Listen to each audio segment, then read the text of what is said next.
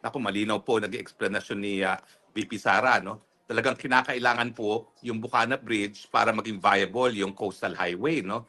At nang ma-bypass na nga yung pagdaan sa downtown ng Davao from north to south, no? And vice versa. Wala silang sapat na salapi at hindi naman na pwedeng mabigyan ng budget ng DBM. Kaya ang ginawa ni Tatay Digong ay humingi siya ng tulong sa mga Chino, no? At ito yung sa ilang mga proyekto na napondohan sa ilalim ng tinatawag nilang mga BRI initiatives ng China, no? Itong Bukana Bridge. Hindi ko po alam ano naman ang nakain ng ating presidenteng bangag na biglang inangkin ang tulay na yan, nagpa-kending-kending pa doon sa tulay na yan, nagpa-picture-picture sa tulay na yan, at inangkin na kanyang legacy project.